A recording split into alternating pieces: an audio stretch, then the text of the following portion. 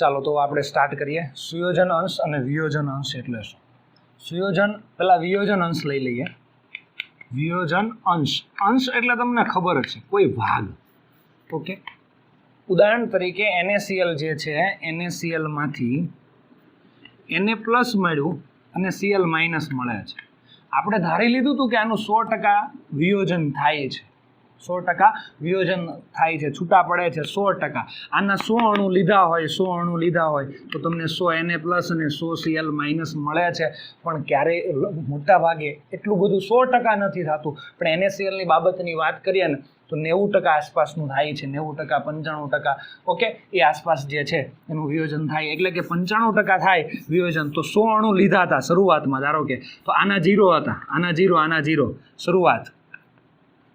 શરૂઆતમાં આના લીધા હતા. એટલે ઓકે, ચાલો વિયોજન થઈ ગયા પછી આના 95 અણુનું વિયોજન થઈ ગયું, એટલે આના 95 મળ્યા, આના 95 મળ્યા. ઓકે, તો આના વધી રહ્યા કેટલા? 5.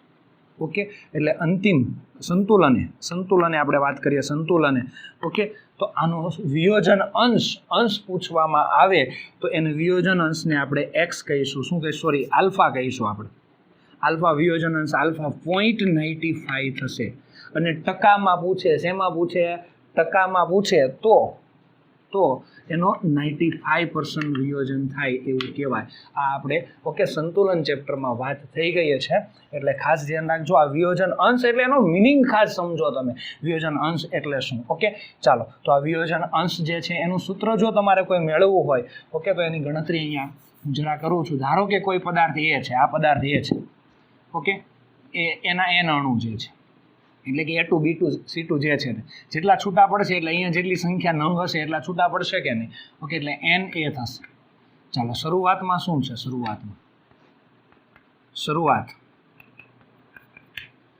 શરૂઆતમાં આની સંખ્યા કેટલી? 1, આની 0. હવે છૂટા પડે છે એટલે સંતુલને શું લઈશું? સંતુલને કેટલા અણુ આના છૂટા પડે છે? ધારો કે આના 95 છૂટા પડ્યા, એવા કેટલા છૂટા પડે ધારી લઈએ? કેટલા? આલ્ફા ધારી લઈએ. તો આના અહીંયા આલ્ફા ધારીએ તો સંતુલન પ્રમાણે શું આવશે? n alpha. અહીંયા કેટલા છે? અહીંયા આગળ કેટલા છે? 1. તો અહીંયા 1 માઇનસ શું આવશે? Minus n, 1 minus alpha. તો સંતુલન જોજો બરાબર. શરૂઆતમાં કેટલા હતા? 1. અને છેલ્લે કેટલા નંગ છે ટોટલ? 1 માઇનસ આલ્ફા ને n આલ્ફા. તો આપણું આઈનું સૂત્ર મૂકી દઈએ. બોલો, આઈનું સૂત્ર શું થશે? આઈ બરાબર છેલ્લે આપણે કીધું હતું એ કે સુયોજન કે વિયોજન પછી મોલની સંખ્યા. ઓકે, પછી કેટલી છે સંખ્યા?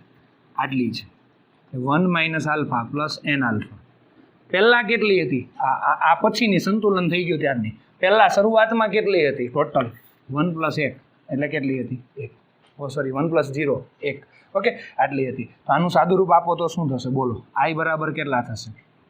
આઈ બરાબર અહીંયા 1 plus n alpha minus alpha છેદમાં 1. અહીંયા કોમન લઈ લો, આલ્ફા કોમન લઈ લો તો શું થશે?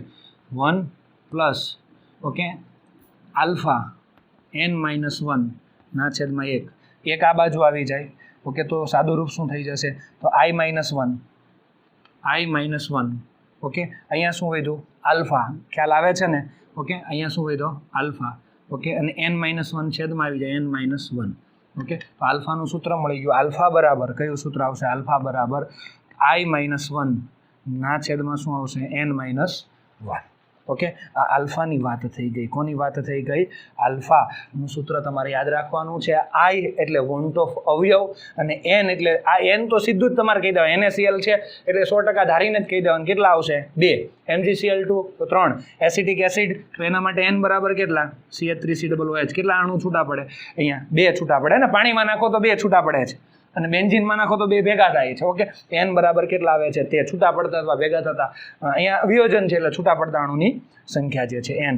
અને આઈની વેલ્યુ જે છે આપણે શોધવાની હોય છે, સૂત્ર પરથી શોધવાની હોય છે. ઓકે, ઉપર પહેલાં જોયા તેના પરથી. એટલે આ સૂત્ર ખાસ અને ખાસ યાદ રાખજો. જો આ ગણતરીનું ટેન્શન નહીં લેતા, આ તો કેમ આવે છે જવાબ એ સમજાવવા માટે મેં તમને કીધું છે. ઓકે, બાકી તમે રેગ્યુલર સીધું સૂત્ર યાદ રાખો તો કોઈ પ્રોબ્લેમ છે નહીં. ઓકે, આરામથી તમે સીધું સૂત્ર યાદ રાખી શકો છો. ઓકે, ચાલો તો હવે આવી જ રીતે આપણે સુયોજન અંશ લઈએ. સુયોજન અંશ. ઓકે, સુયોજન અંશને આપણે એક્સ કહી દઈશું, જે કેવું હોય તો કહી શકો. ઓકે, આને આપણે આલ્ફા કહીએ છીએ અને આને શું કહીએ છીએ? એક્સ. તો સુયોજન અંશ એટલે શું થશે? જોજો બરાબર, એમાં સુયોજન થાય છે. ઓકે, સુયોજન CH3 તમને ખબર છે, હમણાં જ આપણે વાત કરી CH3COOH. ઓકે, અને તમે પાણીમાં નાખો તો વિયોજન થશે, પણ બેન્ઝીનમાં નાખો તો સુયોજન થશે. આ તમને ખ્યાલ છે, બેન્ઝીન. ઓકે, આના બે અણુ છે એ ભેગા થઈ જશે એટલે CH3COOH ટ્વાઇસ આવું આવશે. CH3COOH twice. બે માંથી કેટલા થઈ ગયા? એક થઈ ગયા, તો સુયોજન અંશ ઓકે થયો. તો કેટલા ટકા સુયોજન થયું? જેટલા આમાં 100 અણુ લીધા તો 100 એ 100 ભેગા નહીં થઈ જાય, બધાનું સુયોજન નહીં થઈ જાય. કેટલો અંશ, કેટલા ટકા સુયોજન થશે?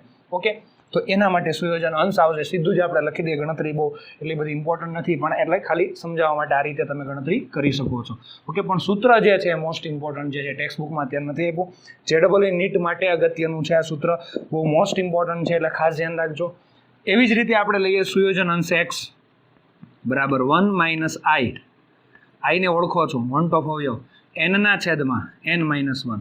ચાલો, અહીંયા n બરાબર કેટલા થાય? 2. કેટલા અણુ ભેગા થયા? 2, તો n બરાબર 2. અને i તમારે ઉપરના સૂત્ર, આની પહેલા આપણે જે સૂત્ર જોયા હતા એના પરથી તમારે મેળવવાનો. તો તમને x મળે સુયોજન અંશ. કેટલું?